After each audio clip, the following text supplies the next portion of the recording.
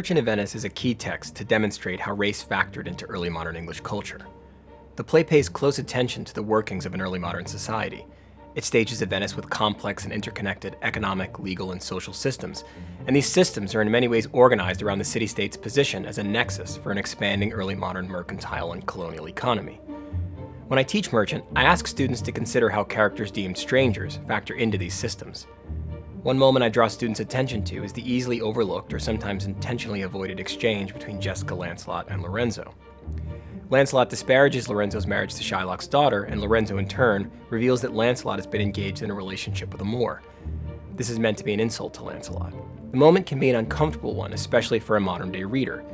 It trades on racism, anti-Semitism, and misogyny for an attempt at humor. Lorenzo, for example, is characterized by Lancelot as being, quote, no good member of the Commonwealth, for in converting Jews to Christians he raises the price of pork.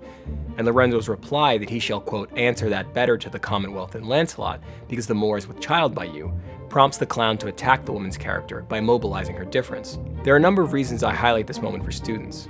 It's an important demonstration that early modern attention to race often appears at the margins, here as part of a quick back and forth that the play never picks up again. It also shows that these sometimes ostensibly small moments are crucial to our understanding of the early modern past. For example, despite Merchant's extended focus on Venice's workings, this exchange is actually the only moment in the play that the term Commonwealth appears. And this particular exchange is inextricable from the societal intricacies Merchant is organized around. Kim F. Hall's foundational work on Merchant, and in particular on this scene, shows that Lancelot's complaints about Jessica's conversion align with a recurring focus in the play on food insecurity, a focus that's carefully attentive to the availability of resources among and between particular groups. When I teach this moment, I ask students to consider how it also demonstrates an early modern interest in maintaining racial divides, particularly in a context where those boundaries regularly collapse.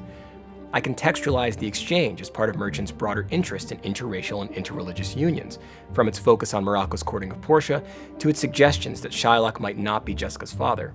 I point out that despite all this ongoing and potential intermixture, the Venice we see represented is still organized by and around relatively static categories, organized around racial, religious, gendered, and social hierarchies, which suggests the ongoing reinforcement of those boundaries.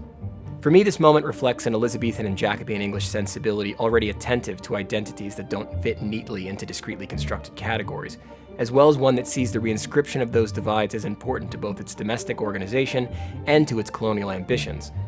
In Shakespeare's Venice, managing those categories and how people fit into them appears especially important for ensuring that its legal, economic, and social systems maintain and reproduce a particular hierarchy, especially in an increasingly intercultural context. When I teach this moment in Merchant, I also want my students to think about its relevance today.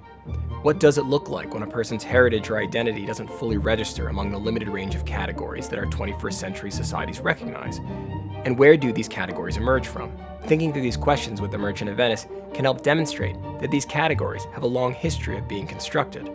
And maybe more importantly, their constructions have historically been grounded in maintaining and reproducing particular structures of power.